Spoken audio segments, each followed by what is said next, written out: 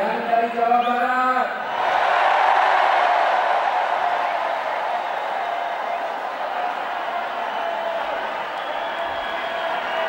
Yang dari Palembang.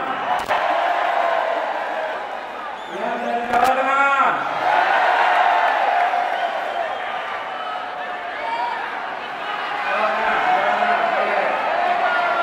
Jawa Timur. Banten. Oke, kita lihat gimana dengan yang dari Jakarta.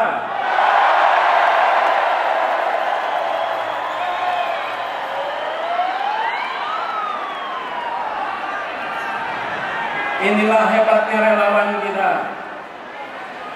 Semua datang swakarsa, semua datang swadana, semua berangkat dengan niat baik. Kami hadir tempat ini untuk membuat perubahan bagi Republik Indonesia.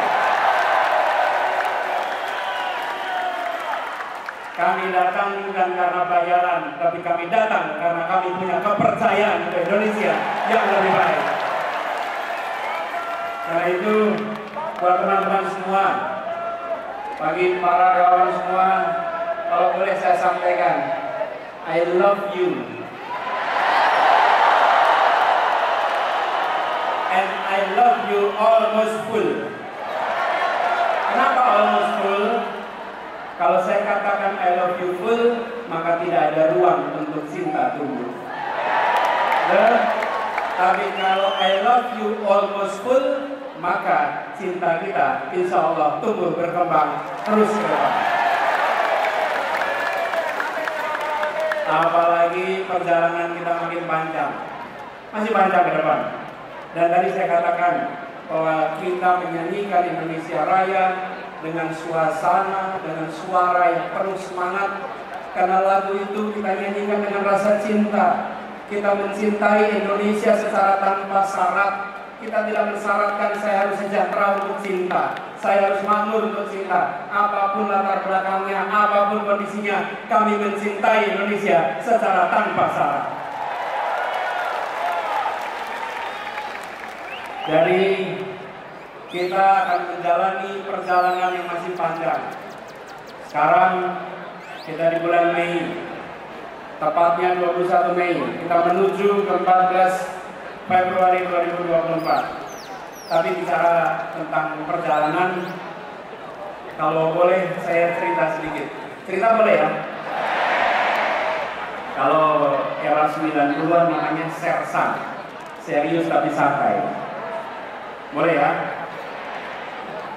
Jadi di bulan Ramadan kemarin, Ramadan yang lalu, bulan puasa, saya melakukan perjalanan yang saya sebut dengan tirakat. Tirakat itu bukan tirakatan ya. Tirakat ini adalah sebuah perjalanan untuk mendengar, untuk menyerap, untuk merasakan suasana terkini yang ada di masyarakat kita. Saya datang ke banyak tempat tanpa kamera, tanpa media, tanpa ditemani siapa-siapa. Seringkali saya datang sendirian. Dapat masuk satu tempat, masuk ke sebuah warung, toko yang punya warung lihatin aja. Ini seperti kenal dari siapa? Kan di pelosok, di banyak tempat. Jadi nyapa juga belum tentu berani. Saya ngobrol dengan masyarakat. Saya mendengar cerita mereka. Dan saya temui mereka bukan untuk selfie dan diposting di pagi hari. Bukan. Saya bukan lari-lari untuk posting foto.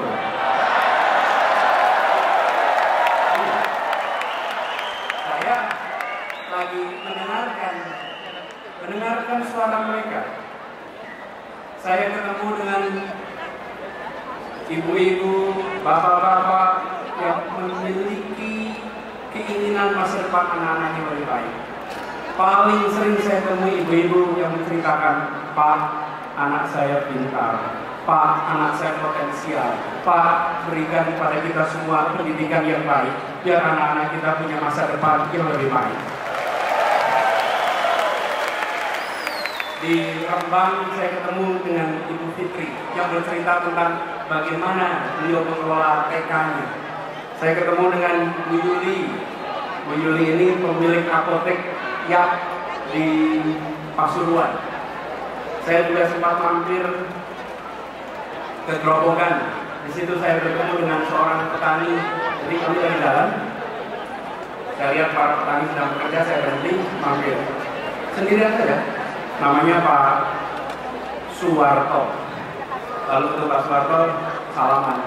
Ketika salaman, saya merasakan melihat tangannya sedang, kalau bahasa Jawa lagi ngerabu. Ngerabu itu memberi apa? Pupuk. Jadi saya tanya, Pak, gimana kondisi di sini? Ya biasa, Mas. Dari dulu ya begini. Lalu apa situasi yang tersulit? Panjang sebetulnya ngobrolnya. Dia bilang, Pak, saya ngerepoti urusan pupuk, Pak. Rabu di paling angel, Pak. Arep rabu, ono sing rabu subsidi, rabu non subsidi. Orang kaya zaman biyen. Zaman biyen tinggal ning warung, nggawa ember, langsung iso tuku rabu. Saiki arep ning warung ditakoni, Pak, jenengan non subsidi apa subsidi? Terus dia bilang, halo, wong kaya awak dhewe iki kan dit mosok iso bayar sing non subsidi? Ayo mesti subsidi. Terus saya tanya, bagaimana kalau besok pun Pak dibalik persis zaman dia mawon, Pak. Dan selesai ngobrol, saya tanya sebelum pamit, Pak, sebelum pamit saya ingin mengenalkan diri, perkenalkan kalau Anies Baswedan. Nah, selama ngobrol dia nggak tahu dengan siapa. Jadi ketika saya bilang perkenalkan kalau Anies Baswedan, terus dia jawab, Anies Baswedan Gubernur DKI. Iya, Gubernur DKI. Kok bisa terangin nih? Kok bisa sampai sini? Ya, saya keluar sawat Tirakat. Itu dia ngasih beberapa pesan-pesan. Saya perhatikan betapa masyarakat yang kita temui menyampaikan kepada kita semua bahwa di masyarakat sana ada suasana sulit, ada suasana menantang, tapi yang sebenarnya lebih mengkhawatirkan adalah serba ketidakpastian. Serba ketidakpastian. Bagaimana yang menanam tidak tahu nanti harga jualnya berapa. Bagaimana yang beternak tidak tahu ongkos produksinya nanti berapa. Bagaimana yang mengurusi pertanian tidak bisa mengetahui seperti apa ongkos-ongkos yang harus dia keluarkan. Begitu juga dengan yang lain-lain. Kami menemukan suasana di mana mereka yang harus pergi. Saya datang ke sebuah desa di Wonosobo yang pekerjanya itu banyak pekerja migran. Terus mereka cerita bahwa mereka berangkat tanpa tahu ada jaminan bisa pulang atau tidak, ada jaminan bisa hidup layak atau tidak. Ketemu dengan anak-anak, ketemu dengan orang tua yang menceritakan kelihatannya masuk kampus negeri sekarang susah, Pak, karena ternyata harganya juga mahal.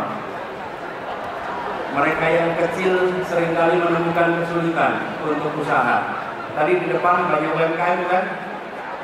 Karena kita kumpul di sini mengirimkan pesan bahwa penyediaan makanannya pun oleh mereka-mereka yang usahanya mikro dan kecil, bukan yang skalanya besar. Nah, dari sana dalam sebuah perjalanan saya lewat satu tempat sekitar Purwodadi. Ada satu orang yang seperti menghentikan, Pak, silakan. Terus dia cerita, Pak Anies, masalah di negeri ini, padahal di kampung adalah soal mafia, Pak Anies. Ini mafia di Indonesia ini harus diberantas, Pak. Mafia ini harus diselesaikan. Saya pikir benar juga kata dia. Begitu banyak mafia-mafia yang hadir yang membuat kita memiliki ketidakpastian. Kenapa petani harus bersaing dapat pupuk? Penuh dengan ketidakpastian. Karena aksesnya dikuasai oleh mafia-mafia pupuk. Ketika bicara tentang pekerja migran, banyak dari mereka yang sistemnya dikuasai oleh mafia-mafia PNI, yang mereka berangkat kerja keras dan ujungnya pulang tidak bisa mendapatkan yang selayaknya. Sama UKM juga begitu. Dan mafia-mafia ini berderet, ada urusan mafia tanah, ada mafia parkir, ada mafia kesehatan, mafia perumahan, mafia pemilu, mafia bansos, bahkan mafia proyek pemerintah. Ya termasuk mafia BTS itu. Semua. Karena itu seluruh mafia ini harus kita bereskan. Republik ini tidak akan bisa maju bila kita membiarkan mafia-mafia itu merajalela di negeri ini. Termasuk pemerintah. Ketika kita melihat ada kasus-kasus, termasuk kemarin mafia BTS, maka saya sependapat dengan disampaikan oleh Ketua Partai Nasdem Pak Surya Paloh. Tuntaskan penyelidikannya. Semua yang terlibat harus diperiksa. Dorong transparansi. Jangan ada pihak yang dibiarkan melenggang tidak dimintai pertanggungjawaban. Tunjukkan bahwa hukum memang tegak, bukan saja ke bawah tapi juga ke atas. Bukan saja ke lawan tapi juga ke kawan. Hukum tegak untuk semuanya. Dan transparansi ini perlu dilakukan secara menyeluruh. Jangan sampai ada intervensi politik dalam penanganan kasus apapun. Dan kita sudah menyaksikan banyak kasus-kasus akhir-akhir ini yang jadi perhatian adalah yang viral. Kadang-kadang saya merasa khawatir. Karena begini, kita ini harusnya berani. Saya setuju ketika ada yang dikatakan bahwa kita harus mencari pemimpin yang berani. Setuju. Dan pemimpin berani bukan sekedar berani, tapi berani karena benar. Berani karena membawa kebenaran. Karena pasangan yang kata berani itu benar. Kalau tidak benar, dia tak berani. Tapi kalau dia bawa kebenaran, maka siapapun dihadapi dan ridha Allah yang menjadi pegangannya.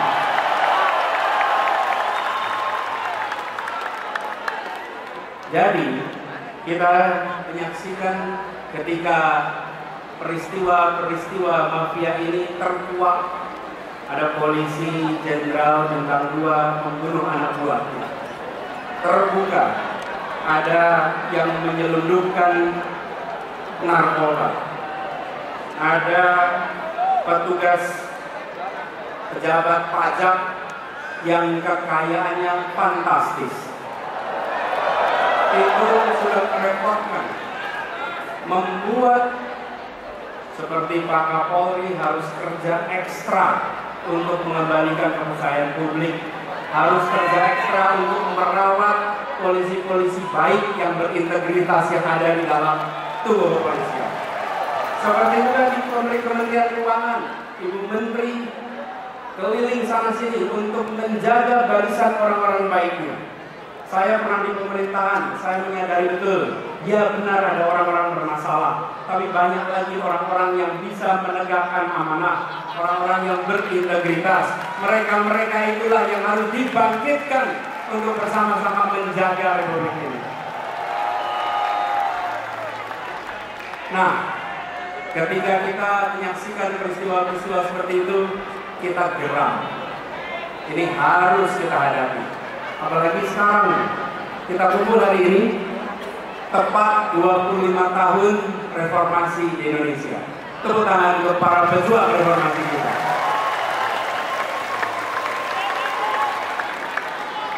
Tapi sambil kita menengok, kok bisa? Kita sudah 25 tahun dari reformasi, yang dulu kita bicara tentang memberantas kolusi, korupsi, nepotisme, sekarang justru muncul mafia A, mafia B, mafia C, mafia D. Ini panggilan bagi kita semua 25 tahun yang lalu kita berkomitmen memberantas KKN, sekarang kita berkomitmen untuk memberantas mafia-mafia yang ada di Republik ini.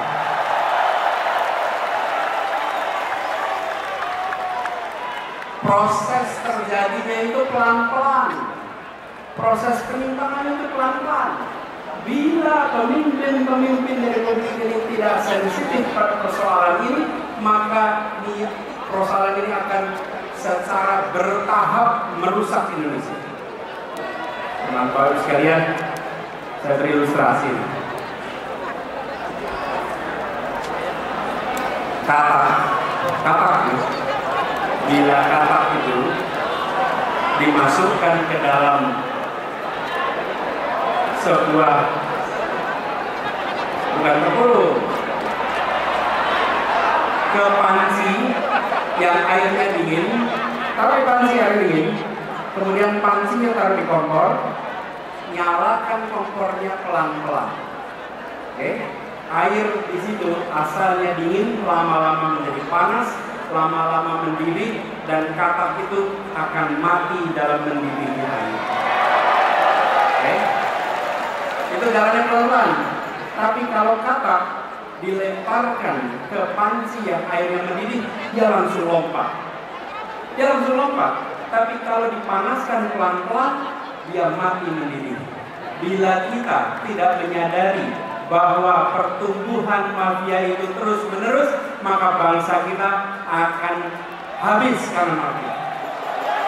Saatnya kita menyadari bahwa ini adalah problematika yang harus kita hadapi sama-sama. Setuju? Karena itu, ketika kita berbicara tentang 25 tahun reformasi, amanat yang harus kita pegang adalah komitmen untuk melihat perubahan yang kecil-kecil ini. Nampaknya pelan-pelan, gradual. Jadi kalau ada yang punya ide untuk mengubah, kita harus hadapi dan kita harus hentikan. Pelan-pelan itu prosesnya. Reformasi dulu mengatakan bahwa masa jabatan presiden 2 tahun.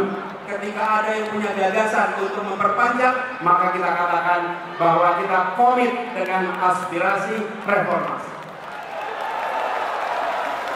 Jadi, kalau ada petinggi-petinggi negeri ini yang pelan-pelan mencoba menggeserkan, jangan pernah dibiarkan, karena itu seperti menaikkan suhu air bagi sebuah kata. Jangan sampai kita tidak sadar atas penyimpangan yang dilakukan secara pelan-pelan.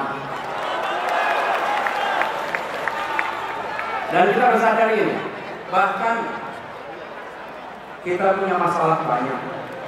Sebagian masalah itu harus diselesaikan di daerah, sebagian diselesaikan di pusat.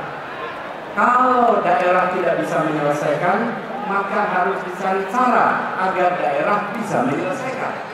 Tapi kalau daerah tidak bisa menyelesaikan, diambil ke pusat, dan ujungnya tidak selesai juga, malah menyulitkan masa depan orang-orang di daerah. Kita punya kecenderungan, kalau di daerah tidak jalan, ambil alih ke pusat. Dilakukan sentralisasi. Ingat, Republik ini luasnya luar biasa. Penduduknya tersebar di 6.000 kepulauan.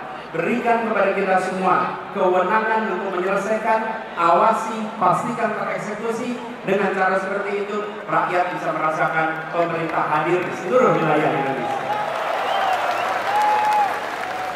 Jadi, ke depan kita berkomitmen bahwa pemerintahan yang hendak kita bangun adalah pemerintahan yang mengembalikan spirit yang ada di dalam pembukaan Undang-Undang Dasar 1945. Spirit yang ada di sana adalah bagaimana rakyat mendapatkan kemerdekaan yang sesungguhnya. 25 tahun yang lalu, ketika kita memperjuangkan reformasi, pada saat itu kita berada di dalam suasana ketertekanan. Ekonominya tertekan, kebebasannya tertekan. Hari ini sebagian dari kita merasakan kebebasan yang tertekan. Dulu negara mengatur siapa saja, siapa boleh maju ke caleg, siapa boleh maju ke pilpres, siapa boleh maju wali kota, bupati, semua diatur. Hari ini jangan sampai ada pengaturan siapa yang boleh maju dan siapa yang tidak boleh maju. Karena itu bukan diatur oleh pemerintah, itu diatur oleh partai-partai politik atas aspirasi rakyat. Bila rakyat menginginkan si A menjadi calon, izinkan negara ini memberikan kesempatan kepada mereka untuk memperjuangkan. Bukan malah negara menghentikan, bukan malah negara melarang. Bahwa negara menjamin kemerdekaan, dan itu yang harus sekarang kita perjuangkan. Jadi kita yang berada di sini adalah kita yang punya aspirasi, dan kita menuntut agar ada kesetaraan kesempatan bagi siapapun di Republik ini. Dan ini juga artinya kepastian kepada mereka yang berusaha. Bayangkan, bila kita tidak memberikan kesetaraan itu, mereka yang di dunia usaha pun mengalami kekhawatiran, mengalami serba ketidakpastian. Ketika sebuah pemerintahan bertugas, dia harus memberikan kesetaraan kepada semua pelaku usaha. Jangan sampai pelaku usaha yang dianggap teman diberi fasilitas, pelaku usaha yang bukan teman tidak diberikan fasilitas. Dan persoalan mafia ini yang tadi saya sampaikan, itu sering sudah masuk ke dalam proses. Saya beri contoh. Ketika kami bertugas di Jakarta, ini salah satu ketidakpastian yang harus kita bereskan. Setiap tahun kita selalu meributkan soal UMP, upah minimal provinsi. Dan di DKI Jakarta, upah yang biasanya naik rata-rata 8% karena kondisi perekonomian turun. Tapi di tahun 2021 kemarin, untuk upah tahun 2022, mendadak peraturan yang diubah. Peraturan yang biasanya kalau kita terapkan memberikan kenaikan UMP yang masuk akal, kemarin UMP-nya angkanya itu amat rendah. Kalau tidak salah sekitar Rp37.000 kenaikannya. Pada waktu itu saya katakan, tidak mungkin di Jakarta naik upah nilainya Rp37.000. 37 itu bukan angka yang layak untuk pekerja di Jakarta. Karena itu kemudian saya sampaikan kepada pemerintah, waktu itu Kementerian Tenaga Kerja, saya sampaikan bahwa yang layak di Jakarta kenaikan itu menggunakan formula yang lama, jangan formulanya digonta-ganti. Dan inilah yang disebut sebagai mafia tentang pengupahan yang ada di Indonesia. Tidak boleh kita biarkan. Kami memilih untuk mengambil sikap yang berbeda. Dan ketika ambil sikap berbeda, tentu kita menyadari bagaimana landasan hukumnya. Tapi yang menarik, para pengusaha protes seperti itu. Saya undang pengusahanya ke Balai Kota, 50 pembayar pajak terbesar saya undang. Ketika saya undang, saya sampaikan bahwa ibu sekalian yang sekarang sudah menjadi 50 pembayar pajak terbesar. Bapak Ibu lihat, kita semua ini sekarang berkumpul di Balai Kota. Jaraknya hanya 1 kilometer dari Gedung Pancasila, tempat konstitusi kita disusun, tempat persiapan kemerdekaan kita disiapkan. Pada waktu itu mereka yang berkumpul adalah orang-orang yang makmur, orang-orang yang terdidik, tapi mereka memilih mendirikan sebuah negeri yang prinsipnya menghadirkan keadilan sosial bagi seluruh rakyat Indonesia. Sekarang di sini, yang kumpul di sini, Bapak Ibu, saya ingin tanya, 40 tahun yang lalu Bapak Ibu di mana? 50 tahun yang lalu Bapak Ibu di mana? Kita semua 40 tahun yang lalu, 50 tahun yang lalu bukan siapa-siapa. Republik ini sudah memberikan kesempatan Bapak Ibu sekalian menjadi 50 pembayar pajak terbesar karena Republik ini memberikan kesempatan kepada Bapak Ibu sekalian. Sekarang berikan kesempatan pada para pekerja untuk mereka bisa mendapatkan kesetaraan masa depan. Sebagaimana Bapak Ibu sekalian mendapatkan. Ini soal kita bergiliran masing-masing memberikan kesempatan. Dan ketiga, kita mengirimkan pesan kesetaraan itu yang menarik. Para pengusaha itu setelah ngobrol pulang dan mereka bilang, Pak Gub, kami setuju dengan prinsip yang Bapak pegang. Kita sama-sama bergerak untuk Indonesia. Bapak Ibu sekalian, ketika kita bicara tentang nilai-nilai, maka semua akan terpanggil. Itulah sebabnya hari ini kita berjuang, karena kita membawa nilai-nilai dan kita ingin memanggil semuanya untuk berjuang bersama kita. Nilainya nilai keadilan, nilainya nilai kesetaraan. Dan itulah yang kemudian membuat kita semua yakin, bila ini kita kerjakan, insya Allah Indonesia akan lebih baik. Indonesia akan lebih makmur.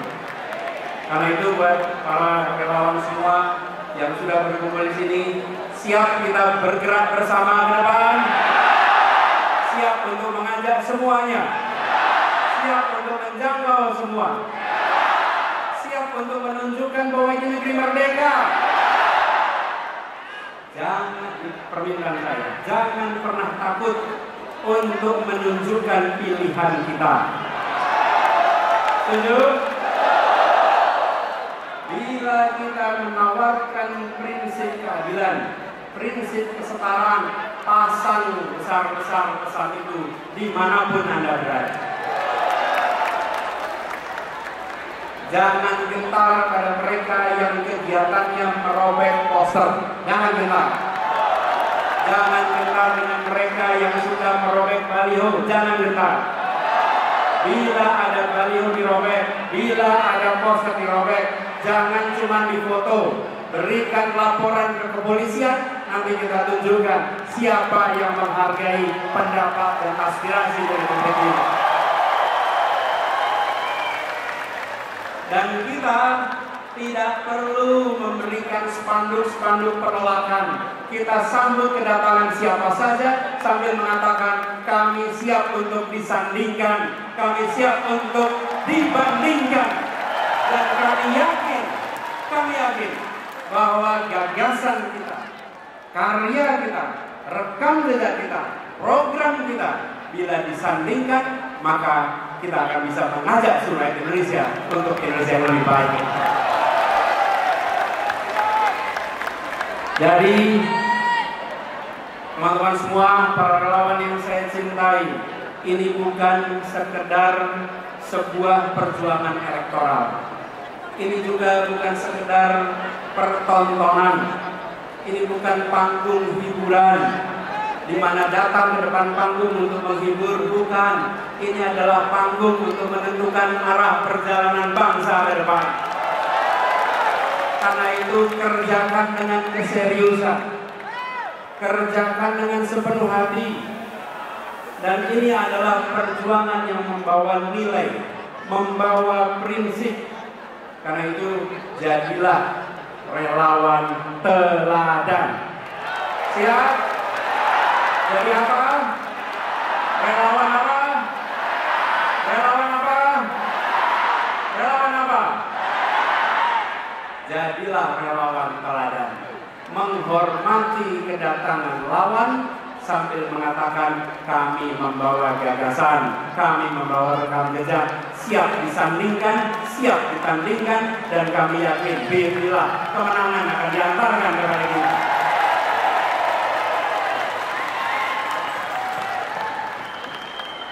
Karena itu buat semuanya para pejuang yang berkumpul di sini, kalau mengalami cobaan, mengalami tantangan, semakin besar tantangan, maka orang-orang tangguh akan bisa melewatinya. Kalau kita ketemu dengan tantangan, maka kita tidak menghindar. Kalau kita ketemu tantangan, kita tidak sembunyi, tapi kita hadapi. Kita apa? kita hadapi. Karena itu saya kalau boleh bertanya kepada semuanya nih. Kalau saya beri pertanyaan, pejuang bukan, maka jawab hadapi.